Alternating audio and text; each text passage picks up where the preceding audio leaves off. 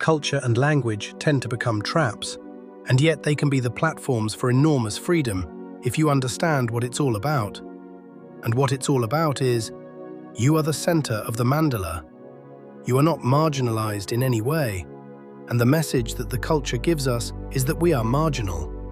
It doesn't matter if you've got $100 million fortune. Fortune magazine will inform you that, next to 10,000 other people on the North American continent, there's nothing special about you.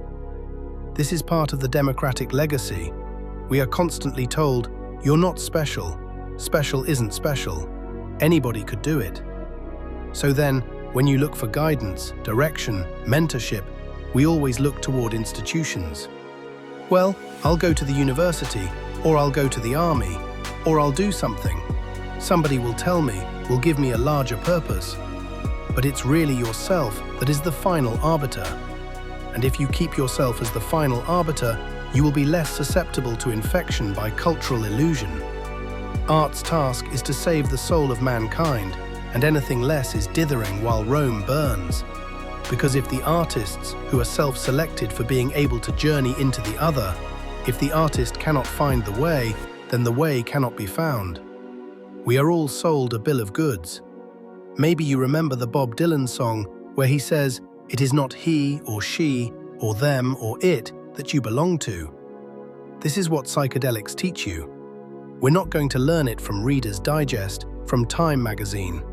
Direct experience, your opinion, your feelings, your sexuality, is the only real thing in your universe. Don't transfer loyalty to ideology, to money, to party, to friends. All of these things are outside the core of your reality, and centuries of programming have been laid onto all of us to take away the power of our own direct experience. This is why psychedelics are illegal. They don't care whether people jump out of windows or any of that. They're not interested in public health. They do not want people to take back their minds. And we are going to take back our minds soon. The sooner the better. That's really, to my mind, the bottom line. That's why this thing has potential world consequences. Because an empowered individual in touch with their own existential core can do what that guy did with the 18 tanks. It was an idea that stopped the tanks. And it was an idea expressed not over state radio, not through the newspapers, but by one person taking a stand. A great American philosopher, I believe it was Emerson, said, "If you are right, you are a majority of one." You are a majority of one. And this is what we all need to realize. We are responsible for ourselves, and we will set the agenda for the human future. The mushrooms once said to me, "You must have a plan.